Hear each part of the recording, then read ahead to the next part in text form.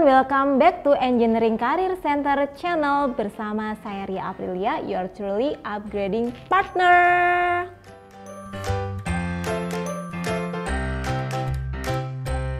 Sejak program magang dan studi independen bersertifikat Kampus Merdeka diluncurkan di pertengahan bulan Juni kemarin, sudah mulai banyak dong ya informasi yang teman-teman dapatkan tentang magang maupun studi independen bersertifikat.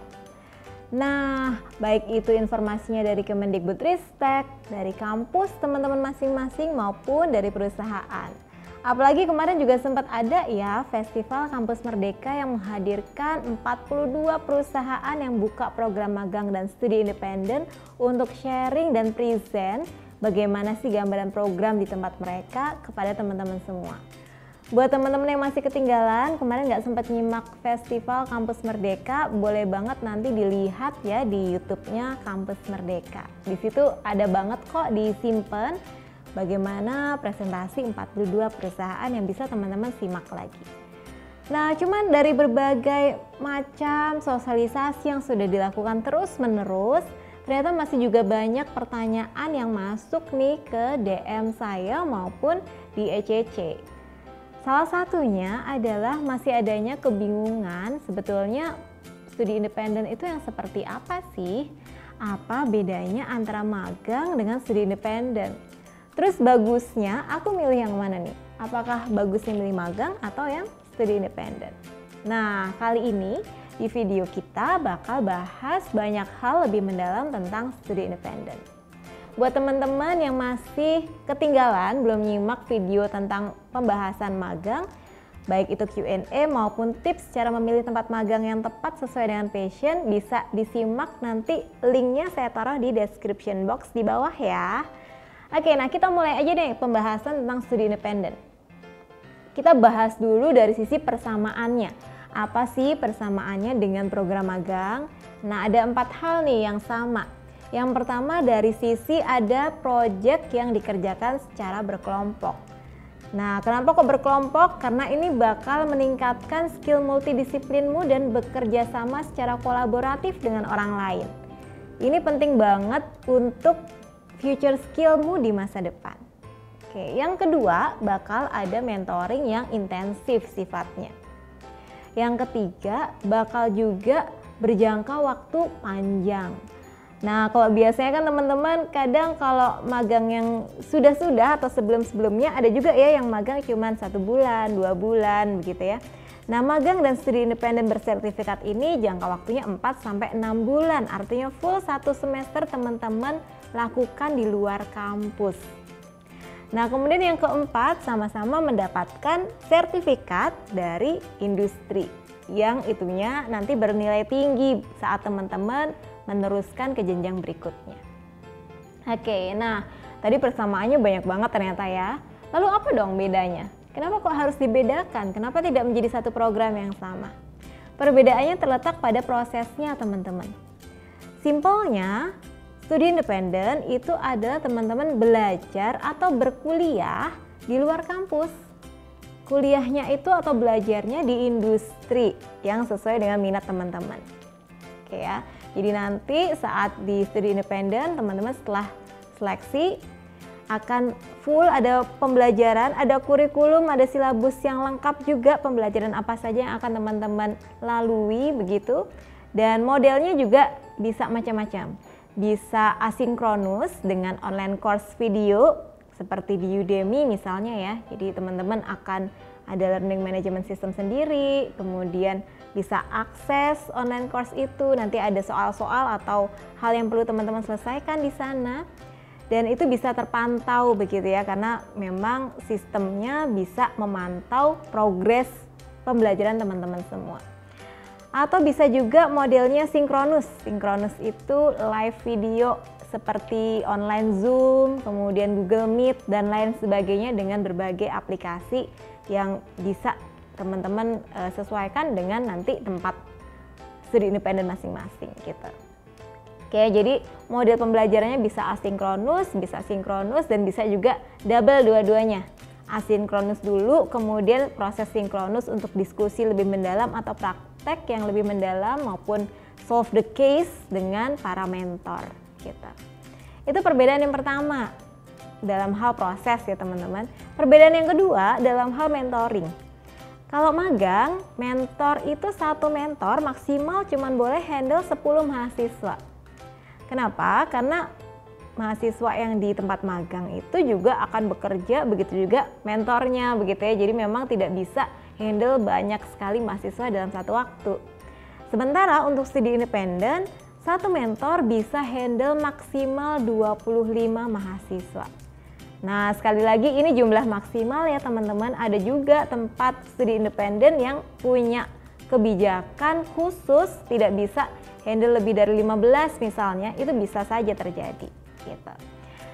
Nah, terus teman-teman berarti harus gimana nih sekarang? Sekarang yang perlu teman-teman lakukan adalah coba lihat dulu nih minatmu di masa depan pengennya lanjut kemana setelah lulus. Kalau memang teman-teman pengen bekerja profesional di sebuah perusahaan, maka program magang akan semakin mendekatkan teman-teman dengan perusahaan impianmu. Bisa ada kemungkinan besar terserap setelah teman-teman magang dan menunjukkan performansi terbaik.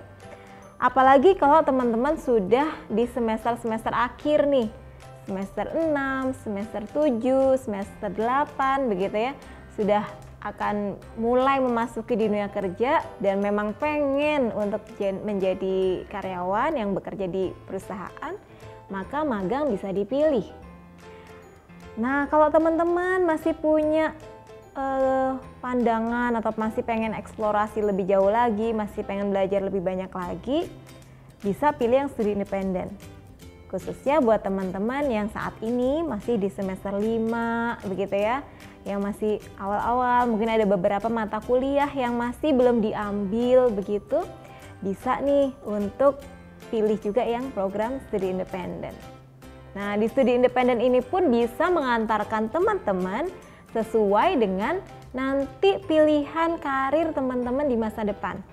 Contoh, kalau teman-teman memang pengen jadi wirausahawan atau pengen punya bisnis sendiri atau bahkan sekarang sudah punya bisnis dan pengen berjejaring dengan para startup profesional lainnya yang sudah established, sudah punya keuntungan luar biasa, teman-teman bisa tuh pilih program studi independen yang memang melatih atau mencetak teman-teman untuk menjadi the new startup founder. Salah satunya ada program Startup Goes to Campus dari Yayasan Ahmad Zaki Foundation. Pasti beberapa sudah mulai familiar ya dengan Ahmad Zaki ya nama ini. Beliau itu adalah founder dan mantan CEO dari Bukalapak.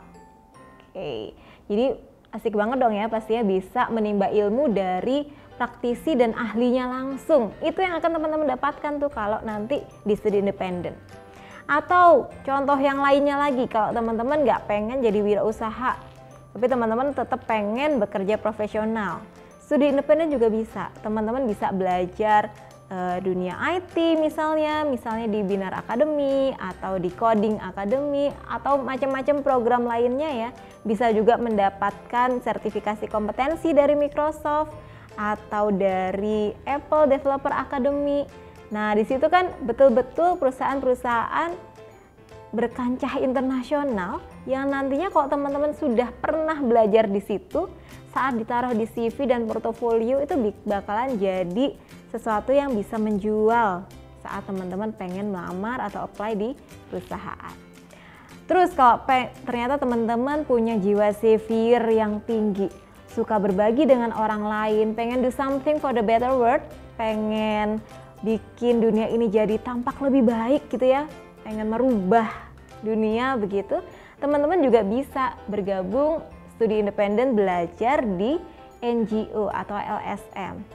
Baik itu yang kelasnya internasional kayak UNDP yang di bawahnya PBB, atau yang kelas nasional seperti campaign.com misalnya, Yayasan Nara Kreatif maupun model-model NGO lainnya yang pilihannya juga cukup banyak tuh kalau teman-teman cari di kampusmerdeka.kemdikbud.go.id.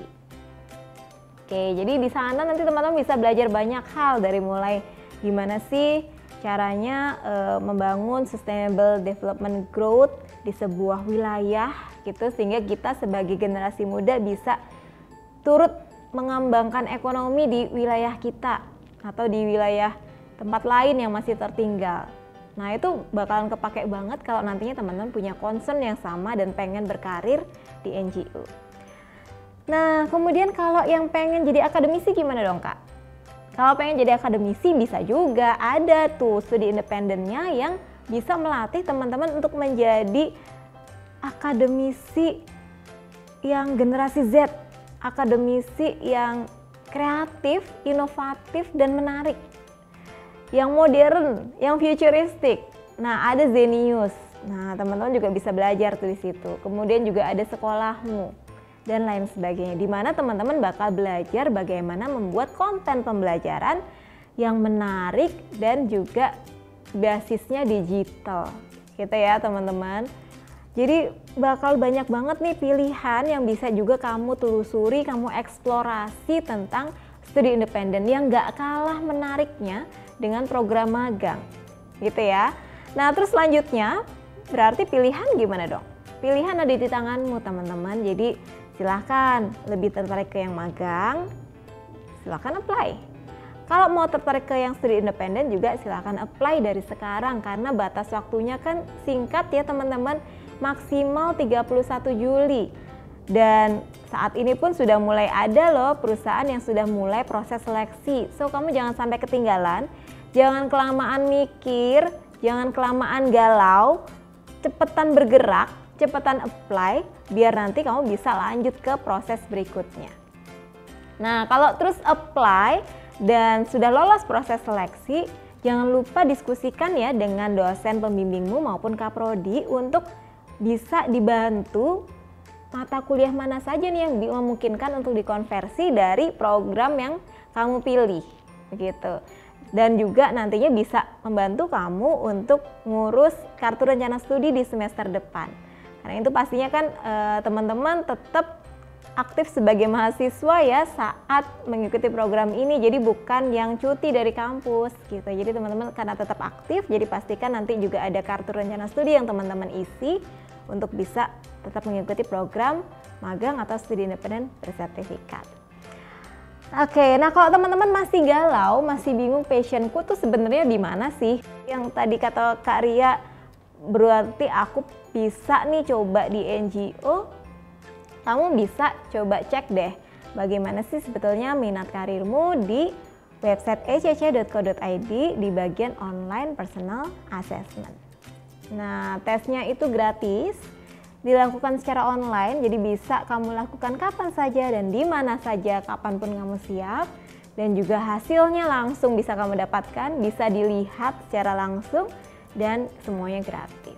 Nah, dari situ bakalan kelihatan tuh apakah kamu memang punya jiwa savior atau lebih ke eksekutor yang suka kerja di lapangan, atau lebih ke thinker yang memang suka belajar, neliti, menjadi akademisi, mengobservasi begitu, atau minat-minat lainnya gitu ya. Jadi pastikan nanti teman-teman bisa tes minat karir dulu. Nah, kalau udah kayak gitu, sekarang teman-teman silahkan nih kalau memang ada hal yang masih kurang jelas atau pengen dibahas lebih lanjut, boleh banget untuk tuliskan di kolom komen biar nanti bisa kita bahas lebih detail lagi, lebih lanjut lagi di video-video selanjutnya. Thanks for watching, see you!